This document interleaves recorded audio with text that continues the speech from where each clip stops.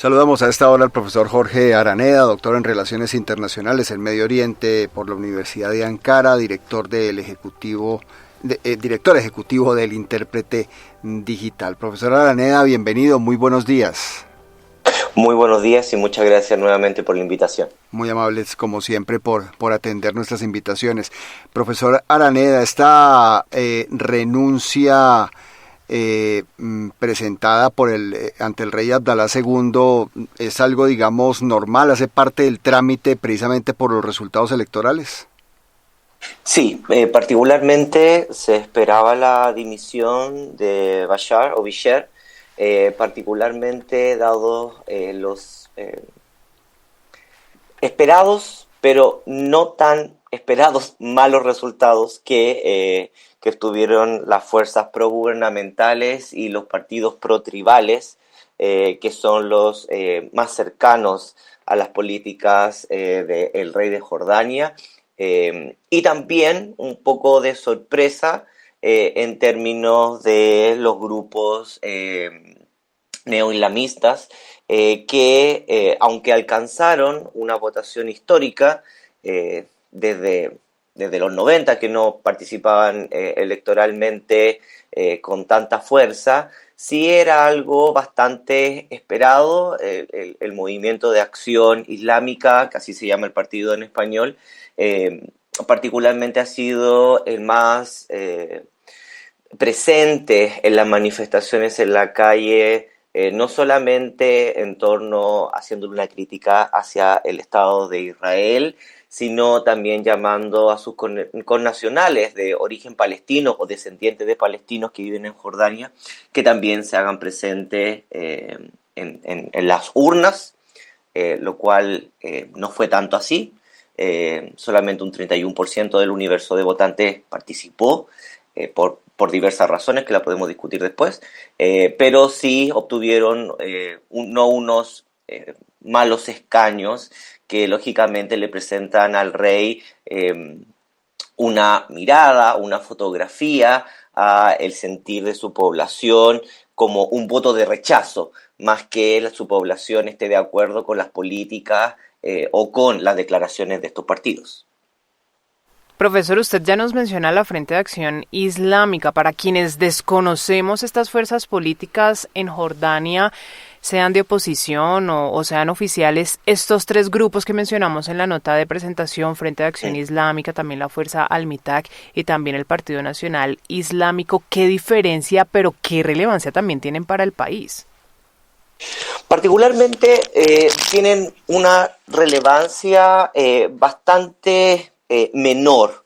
Se tiene que comprender de que en las diferentes clasificaciones de la ciencia política nosotros diferenciamos los regímenes desde diferentes tipos de democracia, autocracia abierta, cerrada, etcétera, etcétera, pero para el radio escucha lo importante es que comprenda cuáles son las capacidades de modificar el sistema, o de plantear nuevas leyes o de aprobar nuevas leyes o de generar un espacio de oposición a los diferentes partidos políticos. En el caso de Jordania, el espacio es sumamente reducido, por lo tanto, aunque el gobierno de Jordania a lo largo de las décadas ha tratado de generar espacios de mayor movilización democrática, sobre todo desde las primaveras árabes, tratando de generar una vía de escape a lo que han sido históricamente las protestas. Jordania ha sido un país que históricamente se han presentado las protestas,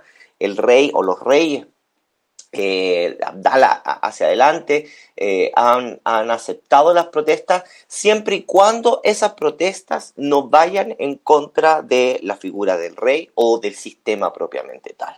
Se puede discutir, se puede reclamar sobre diferentes acciones, la política exterior, etcétera, etcétera, pero no sobre la figura del rey.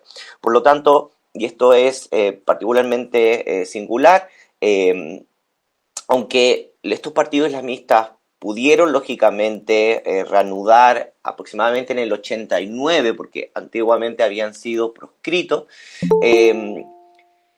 no tienen la capacidad de reformar el sistema o de incluso ser una oposición efectiva frente al rey. Por eso, por una parte. Por otra parte, la mayoría de estos partidos han sido partidos que provienen de una larga tradición del islamismo que proviene de la idea de la hermandad musulmana en Egipto. De hecho, el Frente de Acción siempre ha tenido excelentes relaciones con la hermandad musulmana en Egipto. ¿Qué significa esto?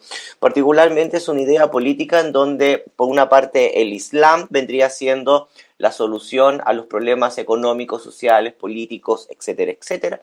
Pero por otra parte, hay una idea paralela en estos partidos políticos que vendría siendo la reislamización de la población. Se plantea de que la población ha abandonado, según ellos y sus principios, ser realmente un musulmán activo, se han vuelto un musulmán pasivo, y por lo tanto estos partidos políticos vendrían siendo la cabeza de una reanimación musulmana, no solamente en el ámbito social, educativo, sino también en el ámbito político y económico. En resumen, para no alargar la respuesta.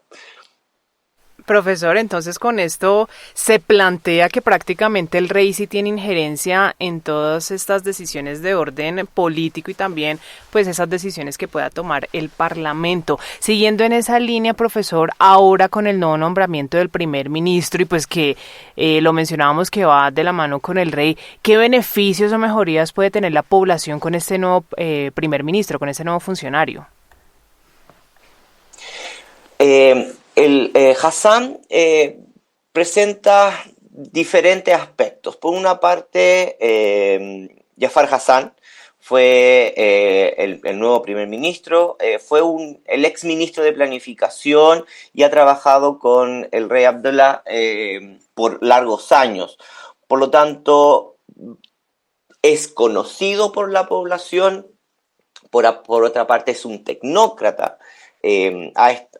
Tiene excelente estudio en la Universidad de Harvard y lógicamente, al igual que el rey, conoce cómo funciona lógicamente el sistema económico internacional de excelente forma.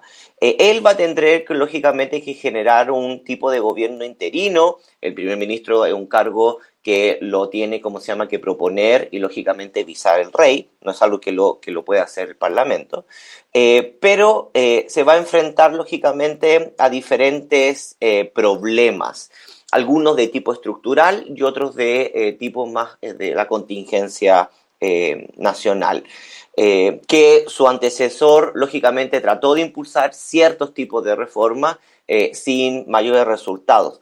En general, Jordania es un país que se encuentra económicamente en una crisis estructural y que lógicamente lo mantiene en una constante pugna entre las reformas, entre una modernización y lógicamente los espacios incluso progubernamentales que tienden a no aceptar esta reforma. Pero ¿cuáles van a ser los desafíos del nuevo primer ministro? Bueno, primero, lo que tiene que ver con la imagen internacional, pública y doméstica en torno a la invasión de Israel a Palestina, particularmente en Gaza. El gobierno jordano ha generado 3 ámbitos de políticas informativas, en algunos casos incluso contradictorias entre sí. Por una parte, el Ministerio de Relaciones Exteriores, que el ministro ha sido extremadamente crítico de la participación de Estados Unidos y Europa.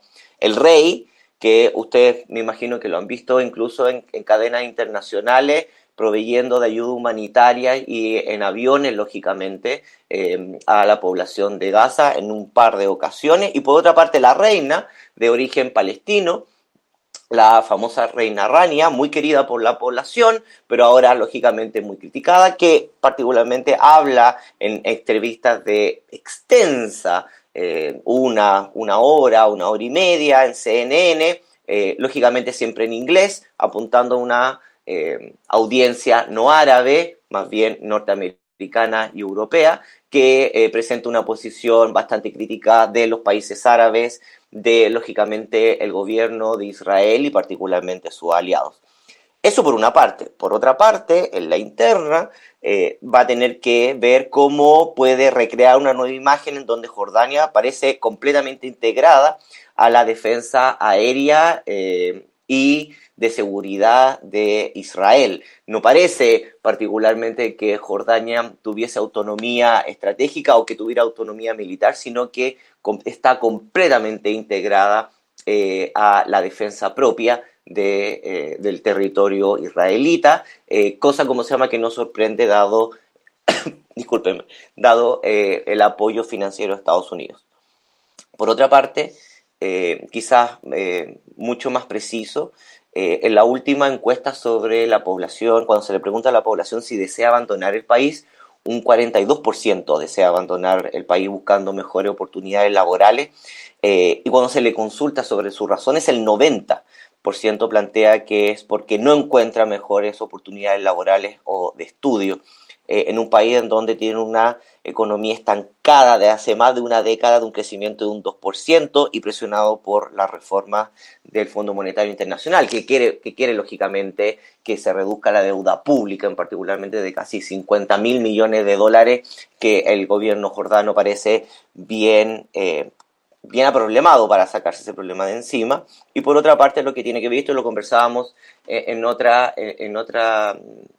entrevista, que el gobierno de Jordania ha cerrado temporalmente las fronteras del norte con Siria, en dando de que la frontera entre Jordania y Siria se convirtió en un pasadizo de este Captagon, de esta droga que trata de inundar desde Siria el Golfo, que lógicamente le trae bastante dividendo no solamente al régimen de Bashar al-Assad, sino también a la economía siria informal. Y se le suma, algo que es bastante normal, lamentablemente en la región, una tasa de desempleo que ronda un 20-25% en la población y casi un 30-40% en la población joven. Y lógicamente otros problemas mucho más específicos que tiene que ver con este programa de electricidad por agua, que fue un convenio que firma el Reino de Jordania con Israel, en donde Israel le provee agua, y Jordania es uno de los países más secos de toda la región, y Jordania le proveería electricidad de fuentes no renovables y renovables hacia Israel. Todo esto, estas problemáticas que se le puede sumar algunas otras más, es aprovechado no solamente por los partidos de oposición, pero también son problemas estructurales que provienen de más de una década, donde el rey, al parecer, no encuentra mucha solución y probablemente su primer ministro tampoco la obtenga.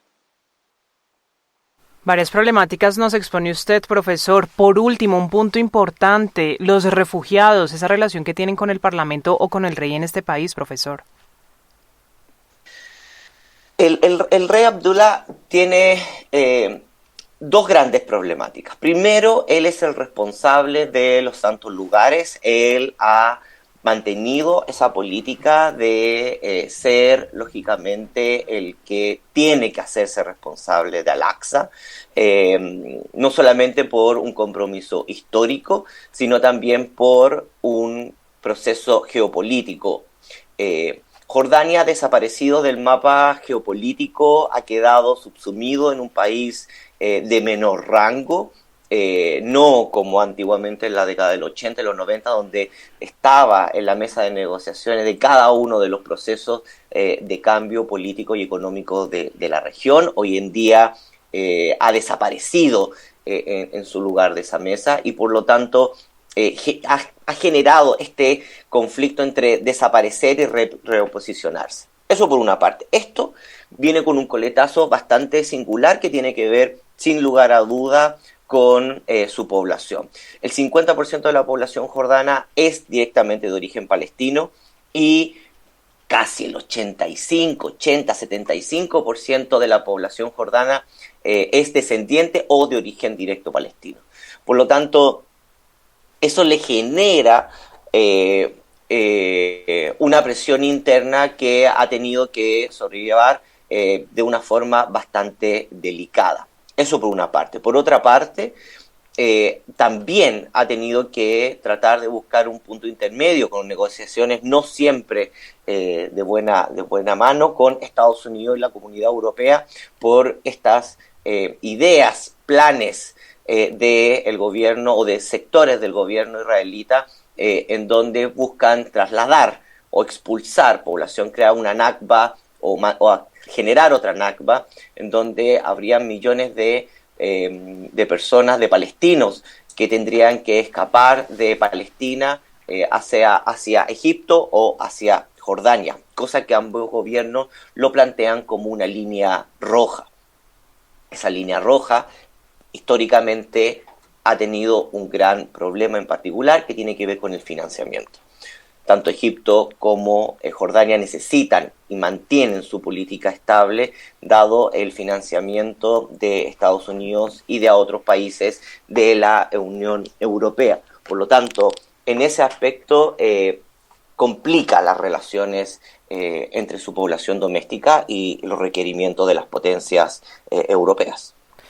Es el análisis del profesor Jorge Araneda, doctor en Relaciones Internacionales en Medio Oriente por la Universidad de Ankara y también director ejecutivo de El Intérprete Digital. Hablábamos sobre la situación política en Jordania, sobre el resultado de las elecciones legislativas que se registraron y también sobre la dimisión del primer ministro. Profesor, gracias por acompañarnos y buen día. Muy buen día y que tenga una excelente semana para todos.